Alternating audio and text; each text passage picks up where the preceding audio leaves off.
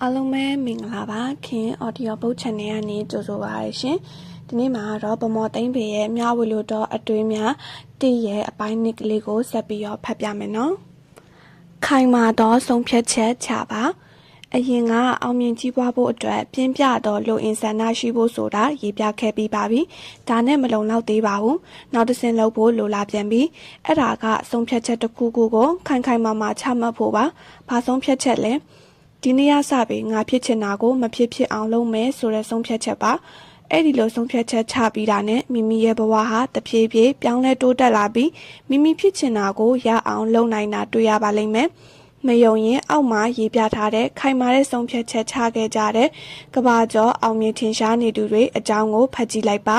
Bill Gates, Microsoft တီထွင်သူ Steve Jobs, Apple ကွန်ပျူတာနဲ့ iPhone တီထွင်သူနဲ့ Mark Zuckerberg, Facebook တီထွင်သူတို့ဟာနာမည်ကြီး American တက္ကသိုလ်တွေမှာတက်နေကြရင်စာတင်တာတစ်ပိုင်းတစ်စားနဲ့ကြောင်းထွက်လိုက်ကြတယ်သူတို့ဘာကြောင့်ကြောင်းထွက်လိုက်ကြတာလဲတက္ကသိုလ်တက်ရင်အချိန်ကုန်နေမဲ့အစားသူတို့ဝါသနာပါတဲ့ကွန်ပျူတာအလုပ်ကိုစောက်ချလုပ်တော့မယ်ဆိုတဲ့ဆုံးဖြတ်ချက်ကြောင့်ပါအဲ့ဒီလိုခိုင်မာတဲ့ဆုံးဖြတ်ချက်ကြောင့်သာယနေ့သူတို့ဟာဘီလီယံနာတထေးကြီးတွေဖြစ်လာကြတာပါဟောင်ကောင်ကျွန်းကလီကာရှင်ဟာအသက်15နှစ်အရွယ်မှာမိသားစုအတွက်ဝင်ငွေရှာပေးနေတဲ့သူ့အဖေဟာတီဘီယောဂါနဲ့ကွယ်လွန်ခဲ့တယ်။သူလည်းတီဘီယောဂါနဲ့ဆေးရုံမှာတရားကူတာခံနေရတယ်။သူ့အမေနဲ့မောင်နှမတွေဟာစားရမယ်တောင်းရမယ်ဘဝနဲ့အတော်ကြီးကိုဒုက္ခရောက်နေကြတယ်။သူလည်းဆေးရုံမှာဆိုတော့ဘာမှမကူညီနိုင်ဘူး။ဒီတော့လီကာရှင်ဟာဆုံးဖြတ်ချက်တစ်ခုချလိုက်တယ်။ဘာဆုံးဖြတ်ချက်လဲ။ဒီလောက်ဆင်းရဲလာတဲ့ဘဝကိုစိတ်နာတယ်။စိတ်ကုန်သွားပြီးဒီဘဝကလွတ်မြောက်အောင်ချမ်းသာတဲ့တထေးတစ်ယောက်ဖြစ်အောင်လုပ်မယ်ဆိုတဲ့ဆုံးဖြတ်ချက်ပါ။အဲ့ဒီဆုံးဖြတ်ချက်ချပြီးကတည်းကသူဟာစူးစမ်းစီးပွားရှာခဲ့လို့ယနေ့အာရှတိုင်းမှာအချမ်းသာဆုံးဘီလီယံနာတထေးကြီးတစ်ယောက်ဖြစ်နေပါပြီ။ရိုနယ်ဒိုဟာ16နှစ်သားအရွယ်မှာပေါ်တူဂီနိုင်ငံကSporting Lisbon ကလပ်တင်းရဲ့ဘောလုံးအကယ်ဒမီကျောင်းမှာဘောလုံးသင်တန်းတက်နေရင်းနဲ့ကျောင်းစာတစ်ဖက်နဲ့မို့သူဝါသနာပါတဲ့ဘောလုံးကိုအပြေးဝအာယုံဆိုင်မလေးကျင်နိုင်ဘူးဒီတော့ဘောလုံးကိုပဲအာယုံဆိုင်ဖို့ကိုတန်းမှာကျောင်းထွက်ဖို့ဆုံးဖြတ်ချက်ချလိုက်တယ်အဲ့ဒီဆုံးဖြတ်ချက်ချပြီးဘောလုံးကိုပဲအာယုံဆိုင်လေ့ကျင့်တာကြောင့်ရိုနယ်ဒိုဟာကမ္ဘာအကောင်ဆုံးဘောလုံးသမားစုကိုအကြိမ်ကြိမ်ရခဲ့ပြီးကမ္ဘာဝင်ငွေအကောင်ဆုံးဘောလုံးသမားတစ်ယောက်ဖြစ်လာခဲ့တယ်။လူမဲအမျိုးသမီး Oprah Winfrey ဟာအမေရိကန်တက္ကသိုလ်တစ်ခုမှာတက်နေရင်ဘွဲရဖို့လပိုင်းလေးအလိုမှာအမေရိကန်နိုင်ငံရဲ့အကြီးဆုံးရုပ်မြင်သံကြားကုမ္ပဏီတစ်ခုကသူတို့စီမှာအလုပ်လုပ်ဖို့ကမ်းလှမ်းလာတယ်။ Oprah ဟာသူ့တသက်လုံးလှုပ်ချင်နေခဲ့တဲ့ရုပ်မြင်သံကြားကုမ္ပဏီမှာလုပ်မလား။ကျောင်းဆက်တက်ပြီးဘွဲယူမလားဆိုတာတစ်ခုခုကိုပြက်ပြက်တတ်ရွေးချယ်ရတော့မယ်ရုပ်မြင်သံကြားကုမ္ပဏီကကန်လန်တဲ့အလုပ်ဟာသူမပွဲရတဲ့အထိမဆောင်နိုင်လို့ပါအော်ပရာဟာရုပ်မြင်သံကြားကုမ္ပဏီရဲ့ကန်လန်ချက်ကိုလက်ခံဖို့ဆုံးဖြတ်လိုက်တယ်ရုပ်မြင်သံကြားလုပ်ငန်းနဲ့အောင်မြင်သွားလို့အော်ပရာရဲ့ပိုင်ဆိုင်မှုဟာအမေရိကန်ဒေါ်လာ3ဘီလီယံရှိလာတာမို့သူမဟာအမေရိကန်နိုင်ငံရဲ့အချမ်းသာဆုံးအမျိုးသမီးတစ်ယောက်ဖြစ်လာတဲ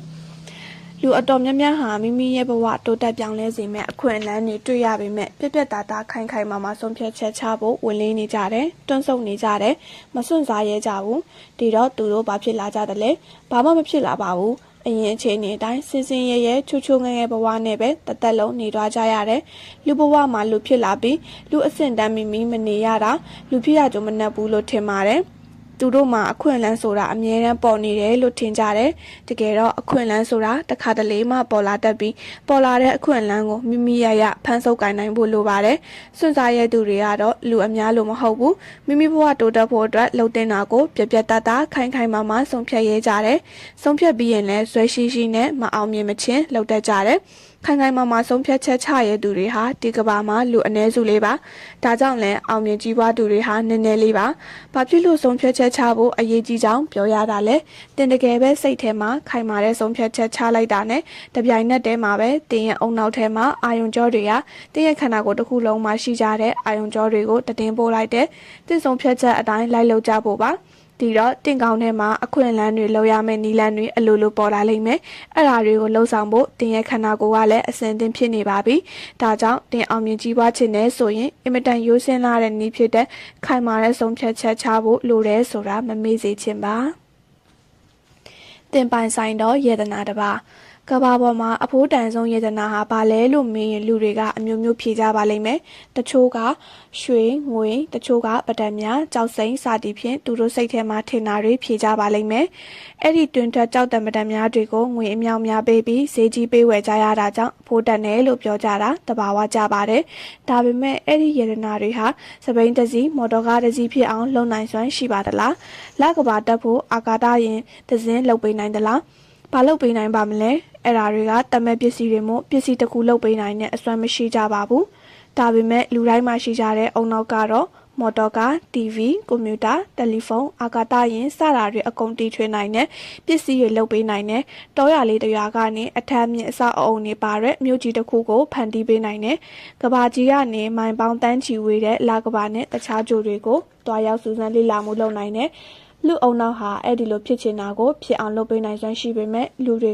ကရွှေငွေကြောက်တံပဒံများတွေလောက်တန်ဖိုးမထားကြတာတွေးကြည့်ရင်အလွန်ဝမ်းနည်းစရာကောင်းလာပါတယ်တခါကအမေရိကန်နိုင်ငံရဲ့မြို့သေးသေးလေးတစ်ခုမှာနေထိုင်တဲ့အိန္ဒိယလူနေအဖိုးအိုကြီးတယောက်ရဲ့ခြံဝန်းထဲမှာမြေအောက်ကနေရေတံတွေအများကြီးရှိနေတာကိုတွေ့လိုက်ရတယ်ရေနံတူးတဲ့ကုမ္ပဏီတစ်ခုကသူ့ခြံဝင်းကိုဒေါ်လာတန်းချီပေးပြီးအပိုင်ဝယ်လိုက်တယ်။အဖိုးကြီးဟာရတဲ့ပတ်စံတွေနဲ့မြို့ပြင်တနေရာမှာအိမ်ဆောက်ထားတဲ့ခြံလေးတစ်ခြံဝယ်လိုက်တယ်။နောက်ပြီးသူ့အလွန်လိုချင်နေတဲ့အရန်စီကြီးတဲ့ကာဒီလက်စိန်ခံကားမဲကြီးတစ်စီးကိုလည်းဝယ်လိုက်တယ်။သူဟာမနက်ပိုင်းအဲ့ဒီစိန်ခံကားကြီးကိုမောင်းပြီးလမ်းပေါ်မှာတွာလာနေကြတဲ့ဈေးသွားဈေးပြန်လူတွေကိုပြုံပြုံကြီးလို့ရင်အော်ဟေးလက်ပြနှုတ်ဆက်လေးရှိတယ်။လပေါင်းတန်ကြအောင်မနက်တိုင်းသူလုံနေကြလို့ပါလမ်းပေါ်မှာဈေးသွားဈေးပြန်နေနဲ့ပြည့်ညက်နေတဲ့သူကားကြီးနဲ့လူတိုင်းမိတာတခါမှမရှိခဲ့ပါဘူးဘယ်တိုင်းမိပါမလဲသူကားကြီးကိုရှေ့ကနေမြင်းကြီးနှကောင်ကကားကိုဆက်မနိုးပဲဆွဲသွားနေတာကိုသူကားကြီးရဲ့အင်ဂျင်ပါဝါဟာမြင်းကောင်ရင်100အားရှိပါတယ်ဒါပေမဲ့အဖိုးကြီးကမြင်းနှကောင်ကိုပဲသုံးပါတယ်ပုံမြင်လေးရဤစရာလို့ထင်ရပေမဲ့လူတွေရဲ့အကြောင်းကိုဖော်ကျူးထားတာပါပုံမြင်ကဘာပြောချင်တာလဲလူတွေရဲ့အုံနောက်ဟာတီထွင်ဉဏ်ရှိတယ်စိတ်ကူးစိတ်တန်ကောင်းနေရှိတယ်မဖြစ်နိုင်ဘူးလို့ထင်ရတာကိုလည်းဖြစ်အောင်လုပ်ပေးနိုင်စွမ်းရှိတယ်ဒါပေမဲ့လူတွေဟာသူတို့အုံနောက်ရဲ့စွမ်းရည်နည်းနည်းလေးကိုပဲသုံးကြတယ်ဒါကြောင့်လဲလူတော်တော်များများဟာမွေးကလေးကနေတေတီတိုင်အောင်ချွတ်ချွတ်ငဲ့ငဲ့မထင်မရှားနေသွားခဲ့ကြရတယ်သိပ္ပံပညာရှင်တွေရဲ့သုတေသနစမ်းသပ်ချက်တွေအရလူတွေဟာသူတို့အုံနောက်စွမ်းရည်ရဲ့200ခိုင်နှုန်းကနေ900ခိုင်နှုန်းပဲရှိကြတယ်တဲ့ဒါဆိုရင်ဒီလောက်တောင်စွမ်းအားကြီးတဲ့အုံနောက်စွမ်းရည်ကို100ခိုင်နှုန်းမဟုတ်ရင်တောင်ရာခိုင်နှုန်းတော်တော်များများအသုံးချနိုင်ရင်မကောင်းဘူးလားကောင်းတာပေါ့လို့ဖြေကြမှာပေါ့ဒါဆိုရင်အုံနောက်စွမ်းရည်မြင့်တက်လာအောင်ဘယ်လိုလုပ်ရမလဲပထမဆုံးအနေနဲ့လုပ်ရမှာကလောကကြီးကိုအကောင်းမြင်စိတ်ကိုအုံနောက်ထဲကိုနေစဉ်တွင်ပေးပါဘလို့တွင်ပေးရမလဲအကောင်းမြင်တဲ့စကားတွေကိုနေစဉ်ရွတ်ပေးပါအကောင်းမြင်စိတ်ဖုံးလွှမ်းနေတဲ့အုံနောက်ဟာကြည်လင်တန့်စင်နေတဲ့အတွက်တင့်ကိုအောင်မြင်ကြီးပွားအောင်စိတ်ခွန်အားတွေပေးမှဖြစ်တယ်လို့အကြံတင်ဉာဏ်တွေပေါ်ထွက်လာစေပါလိမ့်မယ်ဒုတိယအနေနဲ့ဘာလို့တင်လဲဆိုတာတင့်ကိုလမ်းညွှန်ပြတာပေးမယ်ဆရာတယောက်ကိုရှာပါငားပါတချို့လူတွေကဘလောက်ပဲစူးစမ်းပေးမယ်နီးစနစ်မမှန်မှုကြောင့်အောင်မြင်မှုမရကြပါဘူးတတိနားလဲတဲ့ဆရာမတာတင်ရဲ့အမားကိုမြင်သိပြီးအမှန်ဖြစ်အောင်ညွှန်ပြပေးလိုက်မယ်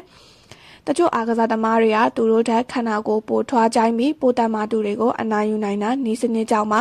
နာမည်ကျော်ဘောလုံးသမားတွေလုံးဝမပါတဲ့ဘောလုံးအတင်းတတင်းဟာနာမည်ကျော်ဘောလုံးသမားတွေပါတဲ့ဘောလုံးအတင်းကိုအနိုင်ကစားနိုင်တာနီးပြမန်နေကြရဲ့နီးစနစ်ကြောင့်မှာတတိယအနေနဲ့ဝါဒနာပါတဲ့အလုပ်ကိုလုပ်ပါလူတွေဟာဝါဒနာမပါတဲ့အလုပ်ကိုလုပ်နေရရင်သူတို့ရဲ့ကိုယ်စွမ်းရည်ဉာဏ်စွမ်းရည်ကိုအပြေးဝမသုံးတတ်ကြဘူးလုပ်နေတဲ့အလုပ်ကိုစိတ်မပါစိတ်မဝင်စားကြလို့ပါဝါဒနာပါတဲ့အလုပ်ကိုလုပ်နေပြီဆိုရင်ထမင်းမဟင်းမင်းနဲ့နေမအိမ်ညမအိမ်လုပ်တတ်ကြသလိုစိတ်ရောကိုယ်ပါအစွမ်းကုန်လုပ်တတ်ကြတယ်အရေးကြီးဆုံးအချက်ကမိမိရဲ့ခေါင်းထဲမှာအဖိုးတန်ဆုံးယေဒနာတစ်ခုဖြစ်တဲ့အုံနောက်တစ်ခုရှိနေတယ်အဲ့ဒီယေဒနာကိုတမိုးထားရမယ်ထိန်ထိန်ဆောင်ရှောက်ရမယ်ဘလို့ထိန်ထိန်ဆောင်ရှောက်ရမှာလဲအုံနောက်ကိုအမြဲတန်တန်ရှင်းရှင်းကြည်ကြည်လင်းလင်းဖြစ်နေပါစေအဲ့ဒီလိုဖြစ်အောင်ဘလို့လုပ်ရမှာလဲအုံနောက်တဲကိုအမိုက်တွေမထဲပါနဲ့ဘာအမိုက်တွေလဲမဟုတ်တရုပ်စာတွေဖတ်တာညဉ့်ညမ်းခွေတွေကြည်တာအတင်ပြင်းစကားတွေနားထောင်တာတွေပါနေ့စဉ်အမိုက်တွေကိုကောင်းနေထည့်ပေးနေတာတနေ့တရက်ဆုံးမတည်တာပေမဲ့လာနစ်ချီကြလာပြီဆိုရင်တော့အုံနောက်ထဲမှာအမိုက်တွေဘလောက်များနေပြီလဲဆိုတာတွေ့ကြည့်စမ်းပါအမိုက်တွေဖုံးလွှမ်းနေပြီးကြီးတက်တန်ကြီးတက်နေတဲ့အုံနောက်ဟာဗမာစွမ်းအားပြည့်အလုံးလုံးနိုင်ပါတော့မလဲဗမာအကြံတိဉာဏ်တွေထုတ်ပေးနိုင်ပါတော့မလဲတချို့ကတရားထိုင်ကြတဲ့ဘာသာရေးအရာအင်မတန်ကောင်းမွန်တဲ့လုပ်ရဖြစ်တယ်လို့အုံနောက်ကိုတန့်ရှင်းစင်ကြယ်တော့အောင်စေကြောပေးလိုက်ပါတယ်အုံနောက်ကိုစွမ်းအပြည့်သုံးဖို့အမိုက်မထက်ရုံနဲ့မပြီးသေးပါဘူးအုံနောက်ကိုခွန်အားဖြစ်စေမဲ့အစာတွေလည်းကျွေးပေးရပါလိမ့်မယ် အုံနောက်ခွန်အားဖြစ်စေမဲ့အစာဆိုတာဘာတွေလဲအကျိုးရှိစေမဲ့စားအုပ်စာပေများဖတ်ရှုခြင်းဘုဒ္ဓတရားရစေမဲ့ရုပ်ရှင်ရုံမြင့်တန်ကြအစီအစဉ်တွေကိုကြည့်ခြင်းစိတ်ဓာတ်မြင့်တင်ပေးတော့အောင်မြင်သူတွေရဲ့ဟောပြောမှုတွေကိုအတန်တင်ထားတဲ့စီဒီခွေတွေကိုနားထောင်ပေးခြင်းစတာတို့ပါပဲတချို့ကပြောကြတဲ့စဉ်းစားဉာဏ်နေတဲ့လူဟာအုံနောက်သေးတယ်တဲ့စဉ်းစားဉာဏ်ကောင်းတဲ့သူကိုအုံနောက်ကြည့်တယ်တဲ့တကယ်တော့လူတွေရဲ့အုံနောက်အရွယ်အစားတွေဟာတယောက်နဲ့တယောက်တိတ်ကွာကြတာမဟုတ်ပါဘူးအုံနောက်စွမ်းရည်ဟာအုံနောက်ကိုဘလောက်အသုံးပြုတယ်လဲပုံမူတည်ပြီးကွာခြားသွားတာပါမသုံးမဲထားတဲ့ဓာတ်ဟာကြာလေသုံးနေဖြစ်တယ်လို့အသုံးမပြုတဲ့အုံနောက်ဟာလည်းကြာလေသုံးနေဖြစ်သွားမှာပါအောင်မြင်ကြီးပွားသူတွေရဲ့အုံနောက်ဟာအရန်ကိုအသုံးပြုကြတယ်တစ်ချိန်လုံးလုပ်ငန်းအောင်မြင်အောင်ဘာတွေလုပ်ကြရမလဲဆိုတာကြံစားနေတယ်စာတွေဖတ်ပြီးသူတို့ကိုတိုးတောင်အမြဲစာတွေဖတ်နေတယ်အတစ်အစမ်းတွေကိုလေ့လာနေတယ်ဒါဟာအမြဲတမ်းသွေးနေလေထက်လေဆိုတာပါပဲအချုပ်အပြင်ပြောရရင်အောင်မြင်သူတွေနဲ့မအောင်မြင်သူတွေရဲ့ကွာခြားချက်တစ်ခုကအုံနောက်ကိုဘယ်လောက်တုံးတယ်လဲဆိုတာဖြစ်တာမို့တင်အောင်မြင်ကြီးပွားခြင်းနဲ့ဆိုရင်အုံနောက်စွမ်းရည်မြင့်တက်လာအောင်တင်အုံနောက်ကိုအမြဲဂရုစိုက်ထိန်သိမ်းပြီးအသုံးပြုနေဖို့များများစဉ်းစားနေဖို့လိုတယ်ဆိုတာကိုတတိထားမိစေချင်ပါတယ်အောင်မြင်မှုကိုတာယာနေရင်ကြာရှုံးမှာပဲ1968ခုနှစ်ကတကယ်ဖြစ်ရမှန်လေးတစ်ခုကိုပြောပြချင်ပါတယ်အဲ့ဒီအချိန်ကကမ္ဘာလက်ပတ်နိုင်ဈေးကွက်ကိုအုပ်စိုးနေတာဘယ်နိုင်ငံကလဲကမ္ဘာမှာအကောင်းဆုံးနိုင်တွေထုတ်လုပ်နေတဲ့ဆွစ်ဇာလန်နိုင်ငံမှာအဲ့ဒီအချိန်ထိနေ့60ကြာကမ္ဘာနိုင်ဈေးကွက်ကိုကြီးစိုးနေတာ Swiss နိုင်တွေပါအချိန်မှန်ပြီးအကျန်းခံတဲ့နိုင်ဝယ်ခြင်းသူဟာ Rolex, Omega စားတဲ့ဈေးကြီးတဲ့ Swiss နိုင်ကိုပဲဝယ်ကြပါတယ် Swiss နိုင်ထုတ်လုပ်သူတွေကလည်းသူတို့နိုင်ကိုပိုကောင်းအောင်ဒီဇိုင်းလာအောင်အမြဲစူးစမ်းနေကြတယ်နောက်ဆုံးရေနက်ထဲထိအိုးနိုင်တဲ့နိုင်တွေကိုတီထွင်ခဲ့ကြတယ် Swiss နိုင်တွေကိုဘယ်နိုင်ငံကနိုင်မှမရှင်နိုင်ခဲ့ဘူး1968ခုနှစ်မှာကမ္ဘာမှာရောင်းရတဲ့နိုင်အလုံးပေါင်းရဲ့65%က Swiss နိုင်တွေဖြစ်ပါတယ်နိုင်ရောင်းရငွေပေါ်မှာအမြတ်ဟာလည်း80%ဖြစ်နေတယ်ဒါပေမဲ့1980ခုနှစ်မှာရောင်းရတဲ့နိုင်အလုံးပေါင်းဟာ10%ထိကျဆင်းသွားတယ်။နိုင်ရောင်းရငွေပေါ်မှာအမြတ်ဟာလည်း20%အောင်ကျဆင်းသွားတယ်။ဘာဖြစ်လို့လဲ။ Swiss နိုင်တွေရဲ့ပစ္စည်းအရေးအသွေးကျသွားလို့လား။အရေးအသွေးမကျတဲ့အပြင်ပိုတောင်ကောင်းလာပါသေးတယ်။ဒါဆိုဘာကြောင့်လဲ။1968ခုနှစ်မှာ ဆွစ်ဇာလန်နိုင်ငံရဲ့သုတေသနအဖွဲ့ဟာ Electronic Quest နိုင်တစ်မျိုးကိုတီထွင်လိုက်ကြပြီး Swiss နိုင်ထုတ်လုပ်သူများကိုဖိတ်ခေါ်ပြသကြတယ်။ဘယ်သူမှစိတ်ဝင်စားကြဘူး။ဘယ်ရရင်ခွေးသွားစိတ် spring စတဲ့စက်ပစ္စည်းအသေးစိတ်မပါပဲ electronic ပစ္စည်းနဲ့ဘက်ထရီလေးပဲပါတဲ့နိုင်ကိုကလေးကစားစရာပစ္စည်းတစ်ခုလို့သဘောထားကြလို့ပါဘယ်သူမှဝယ်မှာမဟုတ်ဘူးလို့ထင်ကြေးပေးကြတယ်နောက်တစ်နေ့ကျတော့ Swiss သုတေသနအဖွဲ့ကကမ္ဘာနိုင်ပြပွဲမှာအဲ့ဒီ electronic quiz နိုင်ကိုပြထားတယ်အဲ့ဒီမှာဂျပန်နိုင်ငံစီကိုကုမ္ပဏီကနိုင်ကိုတစ်ချက်ကြည့်လိုက်တယ်နောက်ဘာဖြစ်သွားတယ်လဲအများသိကြပါတယ်စီကိုကုမ္ပဏီကစီကို electronic နိုင်တွေထုတ်လုပ်လိုက်တယ်ဈေးသက်သာပြီးလာပါတဲ့ electronic နိုင်တွေဟာအရန်ရောင်းရတယ်1968ခုနှစ်မှာဂျပန်နိုင်တွေဟာနိုင်ဈေးကွက်ရဲ့100%ပဲရှိနေခဲ့ရာ1980ခုနှစ်မှာစီကိုနိုင်တစ်ခုတည်းတင်ကမ္ဘာနိုင်ဈေးကွက်ရဲ့33%ကိုပိုင်ဆိုလာခဲ့တယ်ဆွစ်ဇာလန်မှာနိုင်တွေမယောင်းရတော့လို့နိုင်စက်ရုံနဲ့အများကြီးပိတ်ပစ်လိုက်ရတယ်။အလုတ်သမားထောင်ပေါင်းများစွာလည်းအလုတ်ပြုတ်ကုန်ကြတယ်။ဆွစ်ဇာလန်လိုနိုင်ငံသေးသေးလေးအတွက်ကဘာပြတ်တယ်လို့ဖြစ်သွားတယ်။နိုင်ငံစီးပွားရေးဟာအကြီးအကျယ်ထိခိုက်သွားခဲ့တယ်။ဒီအဖြစ်ပြက်ဟာစီးပွားရေးလုပ်နေသူတွေအတွက်သင်ခန်းစာယူစရာပါမိမိအောင်မြင်နေဆိုပြီးကျင်းတဲ့နှစ်သိမ့်တာယာမနေပါနဲ့ပတ်ဝန်းကျင်အခြေအနေကိုမျက်ခြေမပြတ်စောင့်ကြည့်လေ့လာနေပြီးလိုအပ်ရင်လိုအပ်သလိုစီမံဆောင်ရွက်နေသင့်ပါတယ်အဖြူလားအမဲလားကလေးဘဝမူလတန်းကျောင်းသက်စဉ်တုန်းကအဖြစ်ပြက်လေးတစ်ခုပါစာသင်ချိန်မှာကျွန်တော်နဲ့အနာကတငယ်ချင်းတစ်ယောက်ဟာကိစ္စတစ်ခုအတွက်ညှင်းခုန်ကြရင်တစ်ယောက်နဲ့တစ်ယောက်ထိုးကြိတ်မလို့ဖြစ်ကြလို့ဆီယာမကဝင်ရောက်ဖြန့်ဖြေပေးရတယ်ဆီယာမကဘာဖြစ်ကြတာလဲလို့မေးလို့ကျွန်တော်ကညင်းတဲ့ကိစ္စမှာကိုမန်နဲ့သူမားတယ်လို့ပြောကြတယ်သူကလည်းကျွန်တော်မားတယ်သူမန်တယ်လို့ပြန်ပြောတယ်ဒီတော့ဆီယာမကတဒန်းလုံးတီးအောင်တရုတ်ပြပွဲလေးတစ်ခုလုပ်ပြပါတယ်အဲ့ဒီတရုတ်ပြပွဲလေးဟာကျွန်တော်ဘဝမှာအဖိုးတန်လာတဲ့သင်ခန်းစာတစ်ခုဖြစ်လာခဲ့တယ်။ဆီယာမကကျွန်တော်ကိုသူ့စပွဲရဲ့တစ်ဖက်မှာမတ်တက်ရက်ခိုင်းလိုက်တယ်။တငယ်ချင်းကိုစပွဲရဲ့တခြားတစ်ဖက်မှာရက်ခိုင်းလိုက်တယ်။တဒန်းလုံးလဲဆီယာမဘာလုပ်မလဲဆိုတာကိုစိတ်ဝင်စားနဲ့စောင့်ကြည့်နေကြတယ်။ဆီယာမကဂတ်ထူပြားတစ်ခုကိုစပွဲပေါ်မှာထောင်လိုက်ပြီးကျွန်တော်ကိုမေးပါတယ်။ဂတ်ထူပြားဟာဘာအယောင်လဲတဲ့ကျွန်တော်ကအဖြူအောင်လို့ပြန်ဖြေလိုက်တယ်။ဆီယာမကတစ်ဖက်ကတငယ်ချင်းကိုအဲ့ဒီမေးကိုမေးပြန်တယ်သူကအမဲရောင်လို့ဖြေလိုက်တယ်ကျွန်တော်က ဟဲ့ကောင်အဖြူရောင်ကွာလို့អော်လိုက်တယ်သူကလည်းအမဲရောင်ကွာလို့ပြန်អော်တယ်ဆီယာမကလက်ကပြပြီးတော်ကြဆန်လို့လမ်းអော်လိုက်တယ်ပြီးတော့ဆီယာမကကျွန်တော်တို့နှစ်ယောက်ရက်နေတဲ့နေရာချင်းလဲခိုင်းလိုက်တယ်ပြီးတော့ဆီယာမကစောစောကမိကုံကိုပဲပြန်မေးတယ်အခုတော့ကျွန်တော်ကအမဲရောင်လို့ဖြေပြီးတငယ်ချင်းကအဖြူရောင်ဖြစ်သွားပြီးနေရာချင်းလဲလိုက်တော့အဖြေလဲကွဲပြားခြားနားသွားပြီးဘာဖြစ်လို့လဲဆိုတော့ဆီယာမထောင်ပြတဲ့ကပ်ပြားဟာတစ်ဖက်ကအဖြူရောင်နဲ့နောက်တစ်ဖက်မှာအမဲရောင်စိတ်တုပ်ထားတာကိုဆီယာမကတန်းလုံးကိုရှင်းပြပါတယ်။နောင်ကိုတယောက်နဲ့တယောက်အမြင်တဘောထားမတူကြလို့အငင်းခုန်ဖြစ်ကြရင်တယောက်နဲ့တယောက်နေရာချင်းလဲပြီးမှဆက်ငင်းကြပါတဲ့။အဲ့ဒီတုန်းကတော့ကလေးအရွယ်မို့နေရာချင်းလဲကြဖို့ဆိုတာပဲနားလည်ခဲ့တယ်။တကယ်တော့အဲ့ဒီရိုးရှင်းတဲ့ဥပမာလေးဟာဘဝမှာအင်မတန်တမိုးရှိတဲ့သင်ခန်းစာဆိုတာကိုအသက်အရွယ်ကြီးလာမှသဘောပေါက်မိပါတော့တယ်။အဲ့ဒါဟာနေရာတကာမှာသုံးနိုင်တဲ့အမှန်တရားတစ်ခုပါမိဘနဲ့သားသမီးကြားဆရာနဲ့တပည့်ကြားအလုပ်ရှင်နဲ့အလုပ်သမားကြားသမီးရီစားလင်မယားအပေါင်းအသင်းချင်းချင်းတွေမှာအငင်းပွားနေရင်နေရာချင်းလဲလိုက်ပါခုံနေရာပြောင်းထိုင်မှုပြောတာမဟုတ်ပါဘူးတခြားတစ်ဖက်သူရဲ့ရင်တွင်းခံစားချက်ကိုနားလည်အောင်စ조사ဖို့ပါတစ်ဖက်သားရဲ့ခံစားချက်ကိုနားလည်သွားရင်တခါတလေမိမိမှန်တယ်ဆိုတဲ့အမြင်ဟာမားနေမှန်းသိလာတတ်ပါတယ်အဲ့ဒါဆိုရင်ညှိနှိုင်းအဖြေရှာဖို့လွယ်ကူသွားပါပြီတင့်စကားတွေကတင့်အနာဂတ်ကိုဆုံးဖြတ်ပါလိမ့်မယ်။တကယ်လို့ကျွန်တော်ဟာတင်နဲ့မိနစ်အနည်းငယ်လောက်ပဲစကားပြောခွင့်ရလိုက်မယ်ဆိုရင်အနာဂတ်မှာတင်ပါဖြစ်မယ်ဆိုတာခန့်မှန်းလို့ရပါတယ်။ကျွန်တော်ဟာဘေးရင်ဆရာမဟုတ်တယ်လို့အကြမ်းမြင်ရပုံကိုတယောက်လည်းမဟုတ်ပါဘူး။ဒါဆိုရင်တင့်အနာဂတ်ကိုဘာလို့သိနိုင်တယ်လဲ။စဖတ်ကြည့်လိုက်ပါ။တင်နေစဉ်ဘာအကြောင်းတွေပြောနေလဲတင်စကားဟာတင်မောတစင်းရဲ့ပဲ့လိုပါပဲပဲ့ကန်ရဘက်ကိုတင်မောတွားနေတယ်လို့တင်စကားတွေကလည်းတင်အနာဂတ်စီကိုတွန်းပို့နေပါတယ်အောင်မြင်ကြီးပွားနေသူတွေဟာတခြားသူတွေနဲ့စကားပြောရင်အကြံစီအကြောင်းပဲပြောကြတယ်ပစ္စည်းအကြောင်းသူများအကြောင်းမပြောတတ်ကြဘူးလူအတော်များများဟာပစ္စည်းအကြောင်းနဲ့သူများအကြောင်းတင်ပြင်းနေပြောလို့ရှိကြတယ်ကျွန်တော်ရုံးတရုံကိုရောက်တော့စာတန်းလေးတစ်ခုကိုတွေ့မိတယ်စာတန်းမှာရေးထားတာကကြီးပွားအောင်မြင်သူတွေဟာအကြံစီအကြောင်းပြောကြတယ်တာမန်လူတွေကတော့ပစ္စည်းအကြောင်းပဲပြောတတ်ကြတယ်စင်းရဲနှုံချသူတွေကတော့သူများအကြောင်းအတင်းပြင်းပဲပြောလို့ရှိကြတယ်တဲ့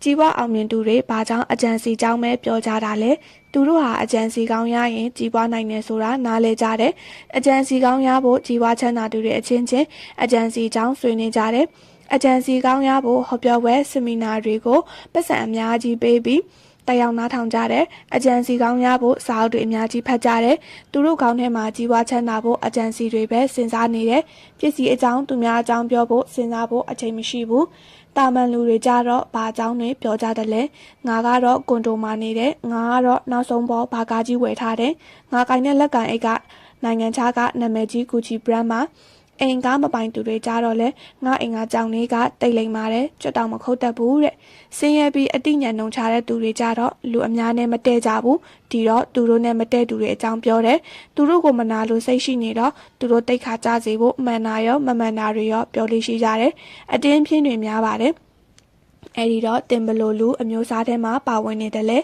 ကျွန်တော်စောစောကပြောခဲ့တယ်လို့ပါပဲတင်ရဲ့အနာဂတ်ကိုဟောလိုက်ပါမယ်တင်ဟာအမြဲတမ်းသူများအကြောင်းတွေကိုစိတ်ဝင်စားပြီးသူတို့အကြောင်းပဲပြောနေတတ်သူဆိုရင်တသက်လုံးဆင်းရဲနှုံချတဲ့ဘဝနဲ့ပဲနေသွားရလိမ့်မယ်တင်ဟာအမြဲတမ်းပစ္စည်းအကြောင်းတွေပဲပြောနေရင်တော့မဆင်းရဲပေမဲ့အလဲလက်စားလူတစ်ယောက်အနေနဲ့ဘဝကိုကုန်လွန်သွားရပါလိမ့်မယ်တကယ်လို့တင်ဟာအကြံစီအကြောင်းပဲအမြဲတမ်းပြောနေသူဆိုရင်တော့ကြီးပွားချမ်းသာသူတစ်ယောက်ဖြစ်လာမှာမလွယ်ဧကန်ပါအာယုံစူးစိုက်လုံးမှအောင်မြင်မှုရမယ်။ဘာလို့ကိုပဲလို့အာယုံစူးစိုက်မှုလုံးမှအောင်မြင်မယ်။အာယုံထွေပြားနေရင်မအောင်မြင်ဘူးဆိုတဲ့စကားကြားဘူးကြမှာပါ။အဲ့ဒီအဆိုမှန်ကြောင်းရေးပြချင်ပါတယ်။လမ်းဘေးမှာလက်နှစ်ဖက်စလုံးပြတ်နေတဲ့လူတစ်ယောက်တောင်းစားနေတာတွေ့ဘူးတဲ့။တနာကြပါပေကန်းစွန့်ကြဲကြပါလို့တနာစရာကောင်းအောင်အော်ပြီးတောင်းစားနေတာမဟုတ်ဘူး။လမ်းပေါ်မှာဖြာလေးခင်းပြီးဖြာပေါ်မှာခြေထောက်တစ်ဖက်နဲ့တရုပ်စလုံးတွေရေးပြတယ်။ပကြီးဆွဲပြတယ်။ကြည့်ရသူတွေကသဘောကျလွန်လို့သူရှိမှချထားတဲ့ခွက်ထဲကိုငွေဆက်ကူတွေအကျွေစိတ်တွေထည့်ပေးကြတယ်။သူဘာလို့ခြေထောက်နဲ့စာရေးပကြီးဆွဲနိုင်တာလဲ။သူမှရွေးချယ်စရာလမ်းမရှိဘူး။သူ့ကိုကြွေးမွေးမဲ့သူမရှိတော့သူ့အားသူကိုရတယ်။လက်တွေမရှိတော့ရှိတဲ့ခြေထောက်ကိုပဲအားကိုရတော့တယ်။သူ့ခြေထောက်တွေကိုအာယုံစိုက်ပြီးလေ့ကျင့်လိုက်တော့တာမန်လူတွေမလုံနိုင်တဲ့ခြေစွမ်းပြလို့ရသွားတာပါပဲ။မျက်စိမမြင်တဲ့လူတစ်ယောက်ဘတ်စကားဂိမ်းမှာတောင်းစားနေတယ်။ဗဇက်ကအော်ပြီးတောင်းနေတာမဟုတ်ဘူး။ကလတ်ထိုင်တစ်လုံးမှထိုင်ရင် ဂီတာတစ်လုံးနဲ့တချင်းဆိုပြနေတာပါနောက်ခံအော်ဂန်တန်နဲ့ဒရမ်တန်တွေကိုတော့ဆောင်းမောတစ်လုံးနဲ့ဖွင့်ထားတယ်သူဆိုနေတဲ့အင်္ဂလိပ်တချင်းဟာမူရင်းဆိုတဲ့တေးတန်ရှင်ရဲ့အတန်နဲ့တူလွန်းလို့ရဲ့သူ့ရဲ့ဂီတာတီးကျွမ်းတာတွေကိုလူတွေအရန်သဘောကျပြီးသူရှိမှချထားတဲ့ပုံထဲကိုပတ်စံလေးတွေထည့်ပြီးအားပေးကြတယ်ဒီလူလဲစောစောကလက်ပြတ်နေရဲ့လူလိုပဲအားကိုးစရာမရှိတော့ရှိရာကိုအတုံးချတယ်မျက်စိမမြင်တော့သူနာကိုပဲအာယုံဆိုင်ရတယ်ဒါကြောင့်မူရင်းတေးတန်ရှင်ရဲ့ဆိုပုံဆိုဟန်အတန်အနှိမ့်မြင့်ကိုတတွေ့မတိန်တူအောင်ဆိုနိုင်တာပေါ့နာမည်ကျော်လက်ဝှေ့ထိုးတတ်သမားတစ်ယောက်ရှိတယ်သူဟာညာတန်တစ်ယောက်ဖြစ်လို့သူ့ညာလက်တီဟာကြောက်ခမန်းလေးလေးပြင်းနေဒါပေမဲ့ဘယ်လက်တီကအာပြော်လွန်းနဲ့သူစူးစမ်းပြီးဘယ်လက်တီပြောင်းလေးခြင်းနဲ့ဒါပေမဲ့ထင်တယ်လို့မတိုးတော့လာဘူးဒီတော့သူ့ရဲ့နီးပြနဲ့သူ့ညာလက်ကိုကြိုးချီထားခိုင်းလိုက်ပြီးဘယ်လက်တစ်ဖက်ထဲနဲ့ပဲသူ့လေချင်းဖော်ရနဲ့ရှင်ထိုးခိုင်းတယ်တလားလောက်ဘယ်လက်တစ်ဖက်နဲ့ထိုးချင်လိုက်တော့နောက်ဆုံးဘယ်ညာနှစ်ဖက်လုံးလက်တီးပြင်းလာတယ်ရှင်ပြိုင်နဲ့လက်ဝှေ့ပွဲတိုင်းနီးပါအနိုင်ရလာတယ်ဒါဘာကိုပြလဲဆိုတော့ဘာလို့အာယုံတစ်ခုတည်းထားပါကျောင်းသားတွေကကျောင်းစာတစ်ခုတည်းကိုပဲအာယုံထားနေရင်အောင်မြင်မှာပါဒီလိုမှမဟုတ်ပဲတချင်းကလည်းဆိုချင်တယ်ကွန်ပျူတာဂိမ်းလေးနဲ့စော့ချင်တယ်တငယ်ချင်းတွေနဲ့အာလူထိုင်ဖို့ချင်တယ်အာယုံနေများနေရင်အောင်မြင်မှာမဟုတ်ဘူးထိုနည်းတူပဲစီးပွားရေးလုပ်တဲ့သူတယောက်ဟာမိမိစိတ်ဝင်စားတဲ့စီးပွားရေးလုပ်ငန်းတစ်ခုကိုပဲစောင့်ချမလုပ်ပဲဟိုလုပ်ငန်းနဲ့ဆက်လုပ်ကြည့်လိုက်ဒီလုပ်ငန်းလေးကောင်းကောင်းလုပ်နဲ့ရှောက်လုပ်နေရင်အောင်မြင်မှုရဖို့ခက်ခဲပါလိမ့်မယ်ကျန်းခင်းမှာတန်ချောင်းထွက်နေရင်နာလေးပြန်ရိုက်ထည့်လိုက်2008ခုနှစ်လက်ကထင်တယ်တိတ်ပံပညာနဲ့နိုဘယ်ဆုရတဲ့ဂျပန်လူမျိုးအမေရိကန်နိုင်ငံသားတစ်ယောက်စင်ကာပူကိုရောက်လာခဲ့တယ်သူ့ကိုစင်ကာပူအစိုးရကစရိုက်ကုန်ခံပြီးဖိတ်ကြားခဲ့တာပါသူ့ရဲ့နိုဘယ်ဆုရအောင်ဘယ်လိုစူးစမ်းခဲ့ရတယ်ဆိုတဲ့အကြောင်းစင်ကာပူလူငယ်တွေကိုပြောပြပေးဖို့ပါသူဟောပြောပွဲကိုစင်ကာပူအစိုးရတက္ကသိုလ်တစ်ခုဖြစ်တဲ့ NUS တက္ကသိုလ်မှာပြုလုပ်ပါတယ်စင်ကာပူတက္ကသိုလ်ပေါင်းစုံကဆရာဆရာမကျောင်းသားကျောင်းသူတွေတက်ရောက်နားထောင်ကြတယ်သူကဟောပြောပြီးတော့မေခွန်မေးစရာရှိရင်မေးပါလို့ဖိတ်ခေါ်ပါတယ်ပရိသတ်ကတယောက်တစ်ခုမေးကြတယ်သူကလည်းပြန်ပြေးပေးပါတယ်နောက်ဆုံးမှာဆရာတယောက်ကမေးခွန်းတစ်ခုကိုခုလိုမေးလိုက်ပါတယ်ကျွန်တော်တို့စင်ကာပူနိုင်ငံကရောသိပ္ပံပညာနဲ့နိုဘယ်ဆုရနိုင်ဖို့အခွင့်အလမ်းရှိပါသလားတဲ့နိုဘယ်ဆုရှင်ကအခုလိုပြန်ပြေးလိုက်ပါတယ်မရှိပါဘူးစင်ကာပူနိုင်ငံမှာမဟုတ်ပါဘူးအရှေ့တောင်အာရှနိုင်ငံတွေမှာသိပ္ပံပညာနဲ့နိုဘယ်ဆုရှင်ဘယ်လို့မှမပေါ်နိုင်ပါဘူးတဲ့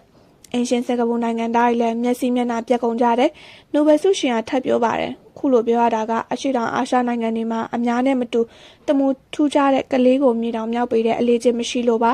ကလေးတယောက်ဟာစာတင်ခန်းထဲမှာဆရာကိုထူးထူးဆန်းဆန်းမေးခွန်းတွေမေးမယ်တာမန်ကလေးတွေနဲ့မတူတဲ့အပြုအမူတွေလုပ်နေတယ်ဆိုရင်ဒီကလေးဟာတခြားကျောင်းသားတွေလိုဖြစ်သွားအောင်နေခိုင်းမယ်ပြောမရရင်ပြစ်ဒဏ်ပေးပြီးဦးချိုးကြတယ်ဥပမာတစ်ခုအနေနဲ့ပြောရရင်ကျန်းခင်းမှာထောင်ထွက်နေတဲ့တန်ချောင်းတွေ့ရင်ကျန်းထဲပြန်ဝင်သွားအောင်ပြန်ရိုက်တွင်းပေးလိုက်တယ်ဒါမှတခြားတန်ချောင်းတွေနဲ့ညီသွားအောင်ပေါ့တဲ့သူကဆက်ပြောတယ်သူငယ်လေးကလေးကသူ့မိဘတွေနဲ့အတူလိုက်ပါရင်အမေရိကန်နိုင်ငံကိုရောက်သွားတယ်အဲ့ဒီမှာကြောင်းတက်ခဲ့တယ်အမေရိကန်ကျောင်းတွေမှာမိကုန်းတွေတင်ကြံဖန်ဖန်မေးတဲ့ကလေးတခြားကလေးတွေနဲ့မတူပဲထူကြတဲ့အပြုအမူတွေလောက်တက်တဲ့ကလေးမျိုးတွေ့ပြီးဆိုရင်ဆရာဆရာမတွေက IEP တကိုယ်ရေးပညာရေးအစီအစဉ်ချမှတ်တဲ့အဖွဲ့ကိုအကြောင်းကြားရတယ်အဲ့ဒီအဖွဲ့ကတာဝန်ရှိသူတွေကကျောင်းကိုရောက်လာတဲ့စိတ်ပညာရှင်လည်းပါတယ်အဲ့ဒီကလေးကိုစောင့်ကြည့်တယ်စကားပြောကြည့်တယ်တကယ်ပဲဒီကလေးမှာထူးချွန်နိုင်တဲ့အရင်ချင်းရှိနေတာတွေ့ရင်အထူးအစီအစဉ်တွေနဲ့ကလေးရဲ့အရေးချင်းကိုမြင့်တင်ပေးကြတယ်ထူးချွန်ပညာရှင် Genius တယောက်ဖြစ်လာအောင်မြေတောင်မြောက်ပေးကြတယ်ဒါကြောင့်လည်းကမ္ဘာပေါ်မှာနိုဘယ်ဆုရှင်အများဆုံးထွက်တာအမေရိကန်နိုင်ငံပါပဲလို့ရှင်းပြသွားပါတယ်အကျင့်တစ်ခုကိုပြင်ချင်ရင်မိမိမှာမကောင်းတဲ့အကျင့်လေးတွေရှိနေတယ်မကောင်းတဲ့အကျင့်ဆိုတာဘာတွေလဲဆိုတာအများသိကြပါတယ်ဥပမာအနေနဲ့ပြောရရင်အိယာထားနောက်ကြတာတငယ်ချင်းတွေနဲ့လက်ဖက်ရည်ဆိုင်ထိုင်မိအချိန်ဖြုံးတာအိယာထဲမှာခွေပြီး Facebook ကိုညနေတကောင်ထိကြည့်တာကျမကြီးအတွက်လေ့ကျင့်ခန်းမလုပ်တာစတာတွေပါဒီအကျင့်တွေဟာမကောင်းမှန်းသိတယ်ကိုဘဝတိုးတက်ရေးအတွက်အထောက်အကူမဖြစ်စေဘူးဆိုတာသိကြပါတယ်တနေ့အဲ့ဓာတွေနဲ့အချိန်ကုန်မဲ့အစားကျောင်းစာလုံးမယ်အင်္ဂလိပ်စာလေ့လာမယ်အလုပ်လုပ်နေသူကလည်းမိမိအလုပ်နဲ့ဆိုင်တဲ့စာအုပ်ဖတ်မယ်အင်တာနက်ကနေဗဟုသုတတွေရှာဖွေဖတ်ရှုနေမယ်ဆိုရင်နေ့အနည်းငယ်အကြာမှာမိမိဘဝပြောင်းလဲတိုးတက်လာမယ်ဆိုတာလည်းကောင်းကောင်းသိကြတယ်သိနေရင်ဘာလို့မလုပ်ကြတာလဲအကျင့်ဟောင်းတွေကိုဘာလို့မစွန့်နိုင်ရတာလဲလူရဲ့ပင်ကိုယ်တဘာဝဟာကိုရောစိတ်ပါတတောင်းတတာနေချင်ကြတယ်မတက်မတာဖြစ်မဲ့ကိစ္စဆိုရင်မလုပ်ချင်ဘူးတတောင်းတတာနေချင်တဲ့အခြေအနေကိုအင်္ဂလိပ်လို comfort zone လို့ခေါ်တယ်လူတွေဟာအဲ့ဒီဇုံထဲမှာပဲနေချင်တယ်မကောင်းတဲ့အကျင့်လေးတွေနဲ့စိန်ကြနေတာကိုတချို့ကဒီအတိုင်းနေရင်ငါဘဝတိုးတက်မှာမဟုတ်ဘူးအဲ့ဒီတော့မကောင်းတဲ့အကျင့်တွေကိုကောင်းတဲ့အကျင့်နဲ့အစားထိုးမယ်ဆိုပြီးစလုပ်တယ် ဥပမာတစ်ခုပြောရရင်အစီစိတ်တွေစားပြီးဝါနေသူတယောက်ဟာသူ့ဝိတ်ချဖို့သူ့နေထိုင်စားတောက်ပုံအကျင့်တွေကိုပြင်ဖို့ဆုံးဖြတ်လိုက်တဲ့ညနေတိုင်းပြေးမယ်လေ့ကျင့်ခန်းလုပ်မယ်အစီစိတ်မစားပဲထမင်းနဲ့အတီအရွက်များများစားမယ်အဲ့ဒီအတိုင်းလုပ်တယ်လုပ်နေကြမဟုတ်တော့သူကိုယ်တွေလက်တွေရိုက်ထားတယ်လို့နာကျင်ကြိုက်ခဲလာတယ်စားနေကြပါဇက်အရာတွေမစားရတော့ဘိုက်ကစားလောင်နေတယ်စိတ်တူတယ်ဒါတွေဟာ comfort zone တက်တာတဲ့အခြေအနေထဲကနေ uncomfort zone မတက်မတာတဲ့အခြေအနေထဲရောက်သွားလို့စိတ်ကိုရောစိတ်ပါမတက်မတာခံစားနေရတာပါတပတ်လောက်ကြာတော့အဲ့ဒီလူဟာဒီလိုမတက်မတာခံစားနေရတာကိုစက်မခံစားချင်တော့လို့အရင်တက်တောင့်တက်တာနေရတဲ့ comfort zone ကိုပြန်သွားလိုက်တယ်ညစ်ချင်ခံလောက်တာကိုရက်လိုက်ပြီးအရင်တိုင်းပြန်စားတော့တယ်အခုတက်တောင့်တက်တာနေနိုင်သွားပြီအရင်ကျင့်ပြန်ဖြစ်သွားပြီအကျင့်တစ်ကိုမပြောင်းနိုင်ခဲ့ဘူးဝါမြဲဝါလျက်ပါပဲဘာမှမပြောင်းလဲပါဘူးဘာဖြစ်လို့သူဟာအကျင့်ဟောင်းကနေအကျင့်တစ်ကိုပြောင်းဖို့မရတာလဲလူတစ်ယောက်ဟာအကျင့်တစ်ခုဖြစ်ဖို့အနည်းဆုံး21ရက်ကနေ3လလောက်အချိန်လိုပါတယ်အဲ့ဒီအချိန်အထိအမြဲတမ်းပုံမှန်လုပ်နေကြအဲ့ဒီအကျင့်တစ်ဟာ comfort zone ထဲရောက်သွားမယ်အကျင့်တစ်နဲ့အသားကျသွားပြီးတတောင့်တတာနေလို့ရသွားပြီဆိုရင်အုံနောက်ထဲမှာအဲ့ဒီအကျင့်ဆွဲသွားပြီးမှဖျောက်ဖို့ခတ်သွားပြီဒီလိုဖြစ်ဖို့စိတ်ရှိဖို့ဆွဲရှိဖို့လိုပါတယ်တခုတတိပေးပါရစေအဲ့ဒီအကျင့်တစ်ကိုအချိန်ကြာကြာမလုပ်ဘဲထားလိုက်ရင်အရင်အကျင့်ဟောင်းစီကိုပြန်ရောက်သွားနိုင်တယ် highly successful people have learned to develop good habits အောင်မြင်ထင်ရှားကြော်ကြတဲ့ပုံကိုယ်တွေဟာကောင်းတဲ့အကျင့်တွေလုပ်တတ်ကြတယ်သူတို့ဟာ comfort zone ထဲမှာနေလေးမရှိကြပါဘူးပျော်ရွှင်မှုကိုရချင်ရင်ပျော်ရွှင်မှု happiness ဆိုတာပါလဲလို့မင်းရင်အတိတ်ပဲအမျိုးမျိုးဖွင့်ပြီးဖြေကြမှာပါပျော်ရွှင်မှုကိုလိုချင်သလားလို့မင်းရင်လူတိုင်းဒီပါလိုချင်တာပေါ့လို့တညီတညွတ်တည်းဖြေကြမှာပါပျော်ရွှင်မှုရအောင်ဘယ်လိုလုပ်ရမလဲဒီမေးခွန်းကိုတော့တော်တော်စဉ်းစားပြီးမှဖြေကြမယ်ထင်တယ်ဟိုတယ်ကြီးတစ်ခုမှာဟောပြောပွဲလေးတစ်ခုလုပ်တယ်တယောက်နားထောင်သူလူ90ယောက်ရှိကြတယ်ဟောပြောသူကဟောပြောပွဲမစခင်လေးမှာအဲ့ဒီလူတွေကိုပူပေါင်းတယောက်တစ်လုံးစီဝေပေးလိုက်တယ်ပြီးတော့ပူပေါင်းတွေပေါ်မှာသူတို့နာမည်တွေကိုစာလုံးကြီးကြီးနဲ့ရေးခိုင်းလိုက်တယ်။ဟောပြောသူကပူပေါင်းတွေကိုအနားမှာရှိတဲ့ခမ်းမကြီးတစ်ခုထဲမှာတောက်ထည့်ထားလိုက်တယ်။ပြီးတော့သူကလူတွေကိုခမ်းမကြီးထဲဝင်ပြီးကိုယ်နာမည်ပါတဲ့ပူပေါင်းကိုအမြန်ဆုံးရှာဖို့ပြောလိုက်တယ်။အချိန်9မိနစ်ပေးမယ်တဲ့။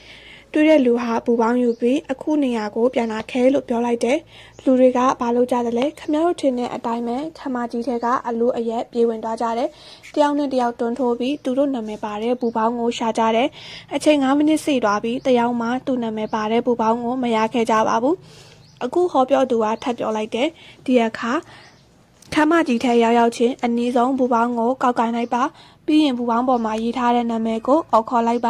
ါနာမည်ပိုင်ရှင်ရောက်လာရင်သူ့ကိုပူပေါင်းပေးလိုက်ပါလူတွေလည်းသူပြောတဲ့အတိုင်းတယောက်နဲ့တယောက်နာမည်တွေခေါ်ပြီးပေးကြတယ်တတ်မှတ်ချိန်9မိနစ်အတွင်းမှာပဲလူအားလုံးဟာသူတို့နာမည်ရေးထားတဲ့ပူပေါင်းကိုစီရသွားကြတယ်